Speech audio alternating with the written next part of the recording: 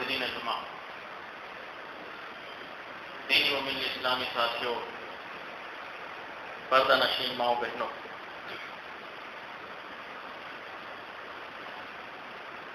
مشرکین مکہ جن لوگوں کو نبی صلی اللہ علیہ وسلم نے دین اسلام کی دعوت دی، جن کو کلمہ توحید کا سبق سکھلانا صلی اللہ علیہ وسلم کی ذمہ داری تھی، آپ صلی اللہ علیہ وسلم جن کے درمیان بھیجے گئے، اگر ان کے عقائد اللہ رب العالمین کے بارے میں ان کا کیا عقیدہ اور کیا تصور تھا، ہم تلاش کریں تو حیرت ہوتی ہے۔ آج کے کلمہ کو مسلمانوں سے زیادہ بہتر عقیدہ اس معنی میں تھا کہ وہ لوگ اللہ رب العالمین ہی کو خالق اور مالک تصور کرتے تھے، اس دنیا جہان کا بنانے والا، لوگوں کو روزی دینے والا، اور پھر نہایت گہرا علم رکھنے والا اپنی مخلوق کے بارے میں، غلبے اور قوت والا، طاقتور، سب سے زیادہ طاقتور، وہ صرف اللہ رب العالمین کو تصور کرتے تھے۔ جو آج کل ہمارے بہت سارے مسلمانوں میں یہ چیز مقبول ہے، انہیں یہ سمجھ میں آنے لگا کہ فلاں ذات اور ہستی اللہ رب العالمین سے زیادہ بڑھ کر ہے، فلاں ذات اور ہستی اللہ رب العالمین سے زیادہ علم رکھتی ہے۔ زبان سے یہ بات تو نہیں کہتے، لیکن ان کی کتابیں پڑھیں گے، ان کے واقعات سنیں گے تو اس سے یہی معلوم ہوگا، یہی محسوس ہوگا کہ وہ اللہ رب العالمین سے بھی زیادہ طاقت اور قوت کا مالک اپنے اولیاء اور بزرگوں کو سمجھتے ہیں۔ مشرکین مکہ کے بارے میں اللہ رب العالمین نے ارشاد فرمایا، وَلَئِن سَأَلْتَهُم مَّنْ خَلَقَ السَّمَاوَاتِ وَالْأَرْضَ لَيَقُولَنَّ اللَّهُ، کہ نبی صلی اللہ علیہ وسلم اگر آپ ان مشرکوں سے سوال کریں، یعنی جو مکہ کے مشرک تھے، جنہوں نے کعبہ کے اندر 360 بتیں رکھے ہوئے تھے، جن میں ابو جہل بھی تھا، ابو لہب بھی تھا، اللہ رب العالمین نے فرمایا اگر ان مشرکین سے آپ سوال کریں کہ تم لوگوں کو کس نے پیدا کیا، وہ ضرور یہ جواب دیں گے کہ اللہ نے۔ ضرور ان کا یہ جواب ہوگا کہ اللہ رب العالمین نے ہمیں پیدا کیا۔ ایک دوسری آیت میں اللہ نے یہ بھی کہا، وَلَئِن سَأَلْتَهُم مَّنْ خَلَقَ السَّمَاوَاتِ وَالْأَرْضَ لَيَقُولَنَّ اللَّهُ، اگر سوال کرو آپ کہ آسمان اور زمین کو پیدا کرنے والی ذات کون ہے، تو بے شک یہ مشرک کہیں گے کہ اللہ رب العالمین۔ اس کے علاوہ ان کے وہ واقعات دیکھیں جب یہ تجارت کرنے جاتے تھے، سمندری سفر پر ہوا کرتے تھے، جب سمندری سفر پر نکلتے، سمندر موجیں مارتا، سمندر میں طغیانی آتی، ہواؤں کا رخ ان کے مخالف چلتا تھا، جب کشتیاں پلٹنے لگتی تھی، اس وقت یہ اپنے معبودوں کو نہیں پکارتے تھے۔ اس وقت ان لوگوں کو اپنے معبود یاد نہیں آتے تھے،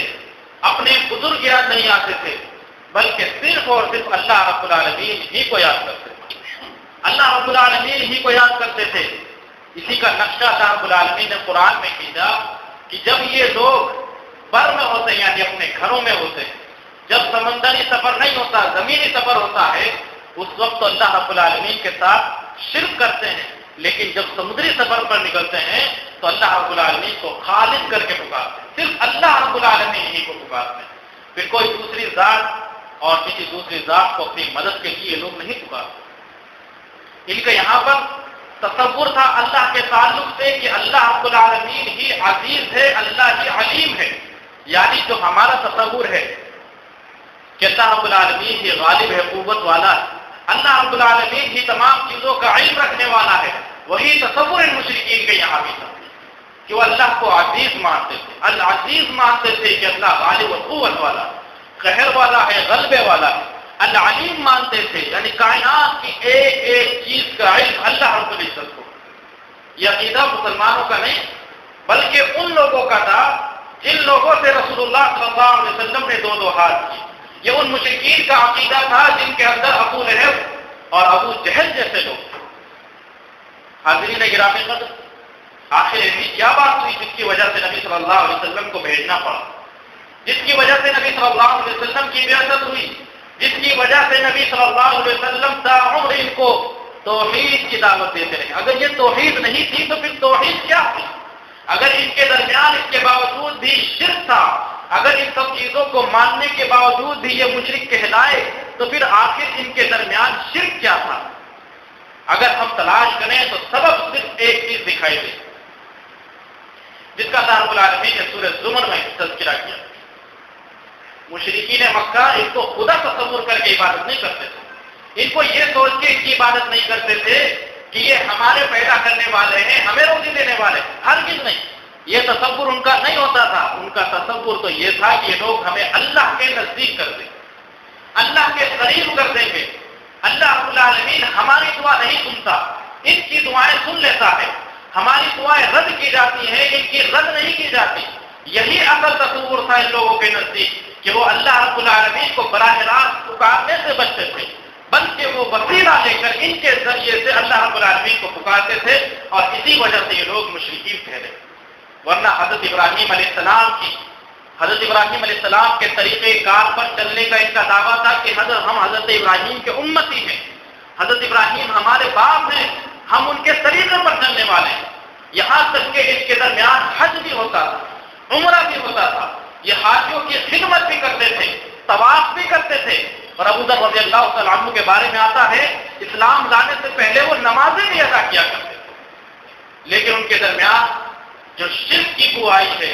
جس کی وجہ سے ان کے درمیان شرک آ گیا تھا، وہ تھا وسیلہ،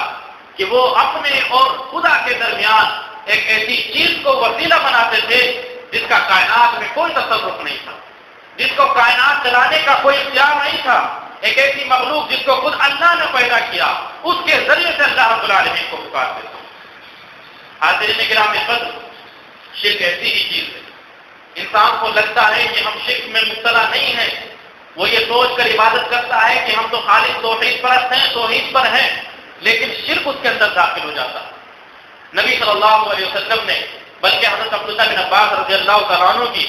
روایت آپ پہلے دیکھیں، تفسیر دیکھیں، وقالوا لا تذرن آلهتكم ولا تذرن ودا ولا سواعا ولا يغوث ويعوق ونسرا۔ سورہ نوح کی یہ آیت، اس آیت کے اندر اللہ رب العالمین نے نوح علیہ السلام کی قوم کا تذکرہ کیا کہ نوح علیہ السلام کے سمجھانے کے بعد یہ لوگ کس طرح سے نوح علیہ السلام کی دعوت کے مخالف ہوئے اور اپنی شرکیات والی عبادت پر اڑ گئے، جم گئے۔ حضرت عبداللہ بن عباس رضی اللہ تعالیٰ عنہ نے فرمایا کہ اس آیت کریمہ میں اللہ رب العالمین نے نوح علیہ السلام کی قوم کے کچھ نیک لوگوں کے نام لیے، ود، سوا، یغوث اور یعوق، یہ چاروں نام نوح علیہ السلام کی قوم کے بزرگ لوگ تھے جو نوح علیہ السلام سے پہلے آئے۔ ان بزرگ لوگوں کے مرنے کے بعد شیطان ان کے پاس آیا، حالانکہ شیطان حضرت آدم علیہ السلام کے زمانے ہی سے لگا ہوا تھا کہ ان کے اندر شرک داخل کر دے۔ شیطان ان لوگوں کے مرنے کے بعد ان کے والدین کے پاس آیا اور کہنے لگا، دیکھو یہ تمہارے بزرگ لوگ تھے، تمہارے بزرگ لوگ تھے، بڑے نیک اور پرہیزگار اللہ والے لوگ تھے، اگر تم نے ان کو اسی طرح بلا دیا تو بڑی ناز بازی اور ناشکری والی بات ہے۔ اتنے بزرگ اور نیک لوگ تمہارے درمیان رہیں، ایسا کیجیے کہ جہاں یہ بیٹھا کرتے تھے وہاں ان کو لگا لیجیے، یعنی ان کی مورتی اور تصویر بنا کر وہاں گاڑ لیجیے، اور ابھی اس نے عبادت کا حکم نہیں دیا۔ یہ دیکھیں کس طرح سے انسان کے اندر شیطان شرک داخل کرتا ہے، دھیرے دھیرے براہ راست ان کو یہ حکم نہیں دیا کہ یہ تمہاری قوم کے نیک لوگ تھے، ان کی عبادت کرنے لگ جاؤ، بلکہ ابھی پہلا تصور یہ بٹھایا یہ نیک لوگ تھے تو جہاں یہ بیٹھا کرتے تھے نشانی کے طور پر ان کی تصویر اور ان کا بت بنا کر رکھ لو۔ صرف بت بنا کر رکھنے کا حکم اس نے دیا۔ تو جس پیڑھی کو اس نے یہ بات سجھائی تھی کہ اس کا بت مجلس میں رکھنا چاہیے، میٹنگ میں رکھنا چاہیے، جب وہ مجلس ختم ہو گئی، وہ انسان سب ختم ہو گئے، مر چکے، پھر دوسرے لوگوں کے پاس یہ بہکانے کے لیے آیا کہ ان کی عبادت کی جائے، کیونکہ جو تم سے پہلے گزرے ہیں وہ ان کی عبادت کرتے تھے، ان کی عبادت کی جائے۔ جب علم ختم ہو گیا، جب جہالت عام ہو گئی، جب اس بت کی حقیقت کا کسی کو علم نہ رہا تو اس کی عبادت بھی ہونے لگی۔ اسی طرح سے شیطان انسان کے اندر شرک داخل کرنے کی کوشش کرتا، خاص کر کے جب موحد پر اس کا حملہ ہوتا ہے تو موحد سے تو براہ راست وہ کبھی یہ نہیں کہہ سکتا، اس کے دل میں کبھی یہ وسوسہ نہیں ڈال سکتا کہ فلاں شخص کے سامنے جا کر جھک جاؤ، فلاں شخص کی عبادت کرنے لگ جاؤ، بلکہ اس کے لیے وہ بیٹرا چلتا ہے، چالیں چلے گا تاکہ اس کو اپنے جال میں پھنسا کر کے شرک کے اندر مبتلا کر۔ دیکھیے کس طرح سے نوح علیہ السلام کی قوم کو پھنسایا۔ سب سے پہلی وہ قوم جس کے اندر شرک داخل ہوا وہ نوح علیہ السلام کی قوم۔ اس کی محنت ایک دن کی محنت نہیں تھی، شیطان کی یہ محنت ایک دن کے اندر رنگ نہیں لائی، بلکہ اس کا تو ازل سے ہی یہ حربہ رہا ہے کہ امت کو، جو بھی اللہ کے بندے ہیں سب کو شرک میں مبتلا کر دیں۔ یہ اس کی ایک دن کی محنت نہیں ہوتی۔ کوئی یہ تصور نہ کرے کہ شیطان کی ایک دن کی محنت رہتی ہے، بلکہ سالہ سال، بلکہ صدیوں گزار دے گا، نسلیں گزار دے گا اپنے ہدف کو پانے میں، اپنے ٹارگیٹ کو پانے میں، جس طرح سے نوح علیہ السلام کی قوم کے ساتھ اس نے کیا۔ خود نوح علیہ السلام کی عمر 1000 سال سے متجاوز رہی ہوگی، اس کے باوجود بھی آپ دیکھیں کہ نوح علیہ السلام سے پہلے سے وہ محنت کرتا آ رہا ہے ان کی قوم کو بہکانے کے لیے۔ جب قوم بہک گئی اس کے بعد نوح علیہ السلام تشریف لائے، تو کس طرح سے اس نے سب سے پہلے صرف بزرگوں کی احترام میں، بزرگوں کے احترام اور ان کی عزت افزائی کے لیے ان کا بت بنانے کا حکم دیا، عبادت کا نہیں دیا۔ جب یہ لوگ ختم ہو گئے پھر عبادت کا بھی حکم دے دیا۔ اسی لیے علماء کرام کہا کرتے تھے، سلف صالحین کا کہنا یہ تھا کہ جتنی بھی شریعتیں گزری ہیں اسلام سے پہلے، نبی صلی اللہ علیہ وسلم کے دین سے پہلے جتنی بھی شریعتیں آئی ہیں، ساری کی ساری شریعتوں سے زیادہ سخت قانون توحید کا ہماری شریعت کا۔ جو شرکیات سے ہوئی توحید کو لے کر قانون بنے ہیں وہ سب سے زیادہ سخت قانون ہماری شریعت کے ہیں، لیکن عمل میں ہمیں بہت آسانی دی گئی۔ عمل میں تو آسانی ہے لیکن توحید اور عقیدے کو لے کر بہت سخت رخ اپنایا ہے شریعت اسلامیہ نے۔ پچھلی قوموں میں ایک دوسرے کو سجدہ کرنے تک کی اجازت تھی، لیکن ہماری شریعت میں وہ بھی منع کر دیا گیا تاکہ ہماری شریعت کے اندر شرک کہیں سے بھی داخل نہ ہو پائے۔ شرک کے تمام چور دروازے اللہ رب العالمین نے بند کر دی۔ حاضرین گرامی قدر، نبی صلی اللہ علیہ وسلم کی حدیث، صحیح ابن حبان کی حدیث جو اس تمام واقعے کو خلاصہ کرتی ہے، اللہ کے نبی صلی اللہ علیہ وسلم نے ارشاد فرمایا، الشرک اخفی من دبیب النمل۔ جس طرح سے چونٹیوں کی چال ہوتی ہے، اس چونٹی کی چال سے بھی زیادہ آہستگی کے ساتھ انسان کے اندر شرک داخل ہوتا ہے۔ چونٹی کی چال جس طرح سے چلتی ہے چونٹی، اس سے بھی زیادہ ہلکے انداز سے انسان کے اندر شرک داخل ہوتا ہے۔ وہ صرف انسان کے اندر دھیرے دھیرے داخل ہوتا ہے، دھیرے دھیرے داخل ہوتا ہے۔ اس لیے نبی کریم صلی اللہ علیہ وسلم نے ابتدائی اسلام میں جب صحابہ کرام کا ایمان کمزور تھا، یعنی ابھی شروعاتی اسلام ان کا تھا، تو کبھی بھی آپ صلی اللہ علیہ وسلم نے کوئی ایسا عمل انجام نہیں دیا جس کی وجہ سے صحابہ کرام کے اندر اور ان کے دل کے اندر ایمان گڑبڑ ہو جائے۔ اللہ کے نبی صلی اللہ علیہ وسلم چاہتے تھے کہ جو کعبہ کھڑا تھا اس زمانے میں اس کا ایک دروازہ تھا، آج بھی ایک ہی دروازہ ہے، اور جو حتیم کا حصہ چھوٹا ہے اس زمانے میں بھی چھوٹا ہوا تھا، لیکن آپ صلی اللہ علیہ وسلم نے کہا کعبہ کی جو اصل شکل ہے ابراہیم علیہ السلام نے جو بنایا تھا میں اس طرح بنانا چاہتا ہوں، یعنی حتیم کو بھی کعبے میں داخل کر دوں، اور اس کے علاوہ 2 دروازے اس کے بنائے جائے تاکہ ایک جانب سے لوگ اندر داخل ہوں اور دوسری جانب سے نکل جائیں۔ لیکن حضرت عائشہ رضی اللہ تعالیٰ عنہ سے تذکرہ کرتے ہوئے نبی صلی اللہ علیہ وسلم نے کہا، اے عائشہ رضی اللہ عنہا، اگر تمہاری قوم نئی اسلام نہ لاتی تو میں کعبہ کو توڑ کر اسی بنیاد پر بناتا جس بنیاد پر حضرت ابراہیم نے بنایا، لیکن آپ صلی اللہ علیہ وسلم نے ایسا نہیں کیا تاکہ مسلمانوں کے اندر جو اس وقت نئے اسلام لائے تھے اس کے اندر جو کعبہ کی عظمت تھی اس عظمت کو لے کر غلط خیالات نہ پیدا ہونے لگے۔ اسی وجہ سے نبی صلی اللہ علیہ وسلم نے قبرستان جانے سے روکا۔ نبی صلی اللہ علیہ وسلم نے ارشاد فرمایا، كنت نهيتكم عن زیارت القبور، میں نے قبرستان کی زیارت سے تمہیں روکا تھا لیکن اب زیارت کر سکتے ہو، کیونکہ اس وقت صحابہ کرام کا ایمان نیا تھا۔ اگر قبرستان جاتے وہاں اپنے بزرگوں کو یاد کرتے پھر وہیں سے وہ سلسلہ شروع ہو جاتا جو بزرگوں کے ذریعے سے اللہ سے دعا مانگنے کا طریقہ تھا، جو دعا مانگنے کا طریقہ تھا بزرگوں کے ذریعے سے وہی سلسلہ پھر شروع ہو جاتا، اس لیے نبی صلی اللہ علیہ وسلم نے وہاں منع فرما دیا۔ لیکن جب ایمان پختہ ہوا تو اللہ کے نبی صلی اللہ علیہ وسلم نے اجازت دی۔ اسی قسم کا ایک واقعہ آپ سماعت فرمائیں، اللہ کے نبی صلی اللہ علیہ وسلم کے پاس ایک صحابی آتے ہیں، وہ آ کر تذکرہ کرتے ہیں، اللہ کے نبی میں نے زمانے جاہلیت میں نظر مانی تھی کہ میں بوانا نام کی جگہ پر ایک اونٹ ذبح کروں گا. میری نظر یہ تھی کہ بوانا نام کی جگہ پر میں اونٹ ذبح کروں. نبی صلی اللہ علیہ وسلم دو سوال کرتے ہیں. نبی صلی اللہ علیہ وسلم کا پہلا سوال یہ تھا کہ کیا بوانا نام کی جگہ پر مشرکوں کے بتوں میں سے کوئی بت رکھا ہوا ہے؟ صحابی نے کیا نہیں اللہ کے نبی صلی اللہ علیہ وسلم. آپ صلی اللہ علیہ وسلم کا دوسرا سوال تھا کہ کیا وہاں پر مشرکوں کا کوئی میلہ لگتا ہے؟ کیا مشرکین وہاں جا کر خوشیاں مناتے ہیں؟ صحابی نے عرض کیا کہ نہیں اللہ کے نبی صلی اللہ علیہ وسلم. اللہ کے نبی نے پھر کہا او فی نظر،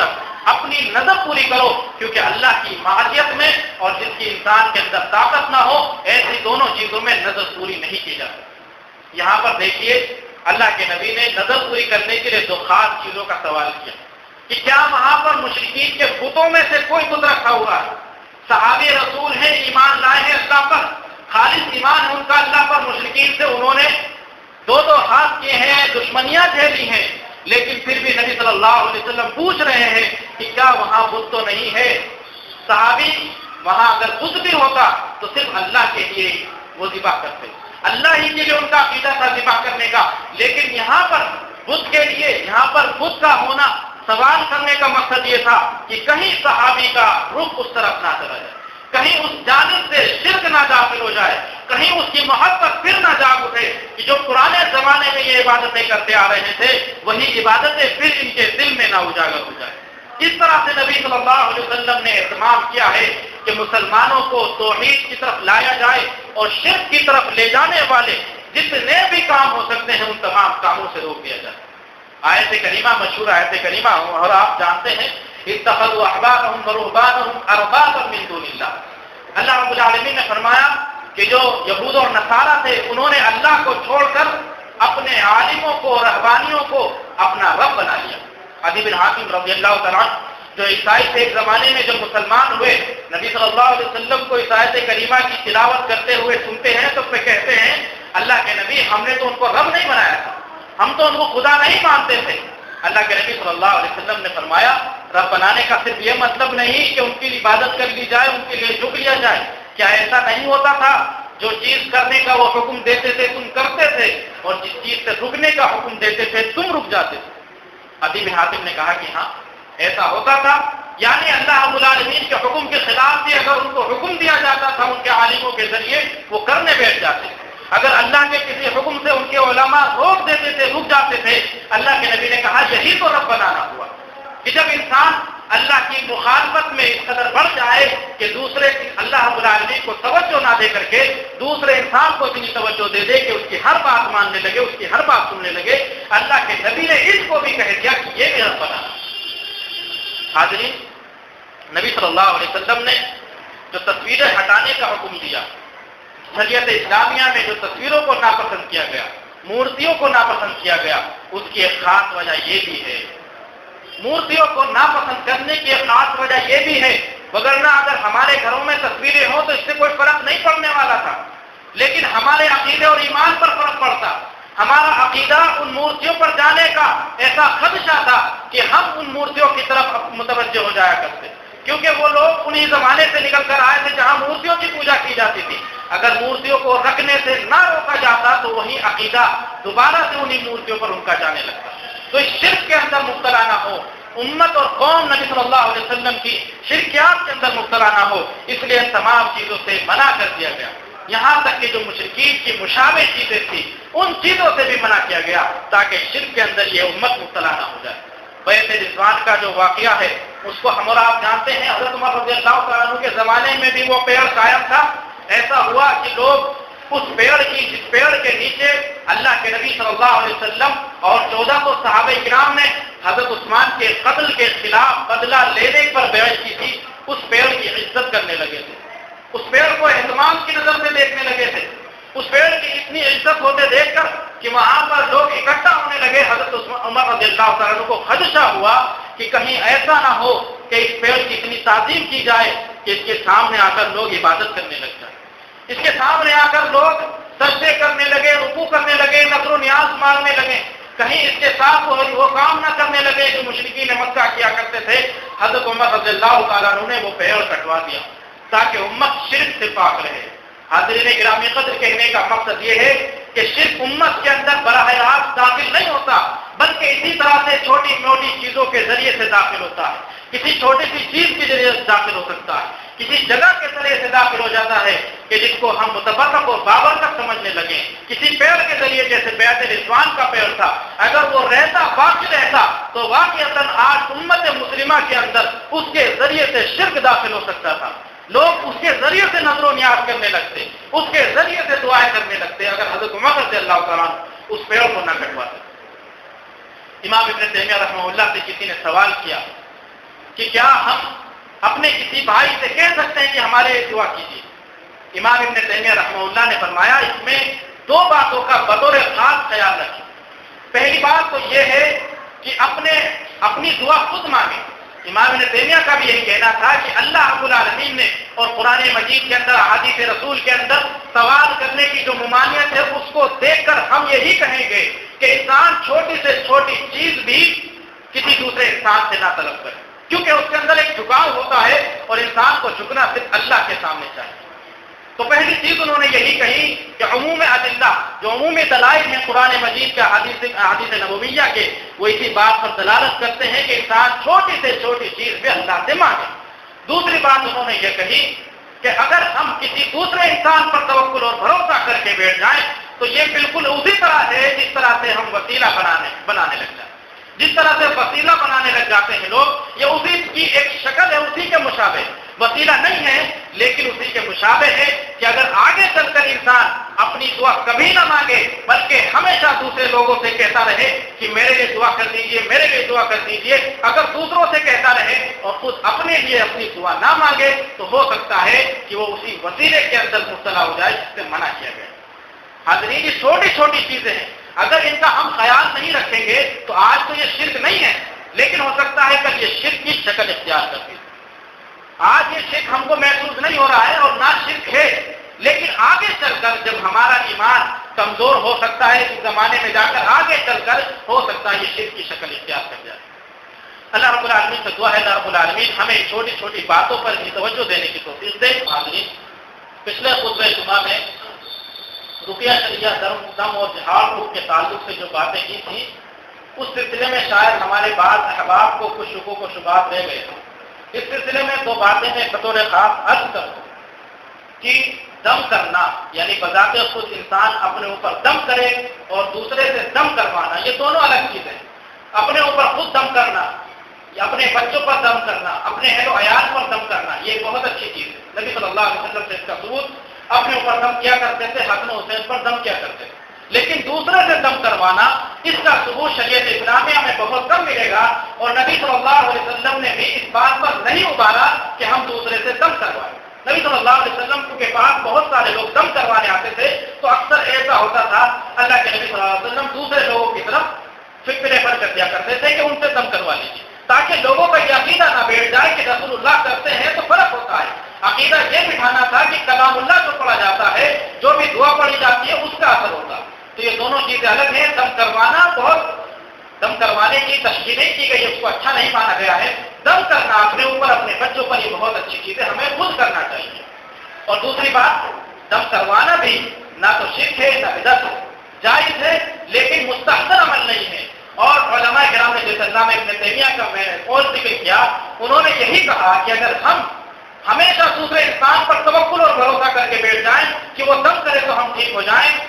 تو ایسا کرنا وسیلے کا سبب بن سکتا ہے، آج نہیں تو کل وہ ہم کو شرک میں مبتلا کر سکتا ہے۔ وہ شرک نہیں ہے نہ بدعت ہے، لیکن اگر ہم یہ عقیدہ اور تصور بٹھا لیں کہ فلاں دم کرے تو ہو سکتا ہے کہ ہم ٹھیک ہو جائیں، بلکہ یقین بر کر لیں کہ فلاں دم کرتا ہے تو ہم ٹھیک ہو جاتے ہیں، تو آج نہیں تو کل یہ چیز ہمارے درمیان شرک داخل کر سکتی ہے۔ تو ان دونوں چیزوں کا خاص خیال رکھیے، اور اگر کوئی بھی ڈاؤٹ اگر پھر بھی رہ جاتا ہے تو خطبہ جمعہ کے بعد آپ پوچھ لیں، اور پوچھ کیا کرے اگر کوئی بھی اشکال رہ جائے آپ کے ذہن و دماغ میں، کیونکہ شریعت اسلامیہ تو بالکل واضح ہے، کوئی بھی چیز آپ کے ذہن و دماغ میں ایسی نہیں ہونی چاہیے جو شکوک و شبہات کا سبب بنے۔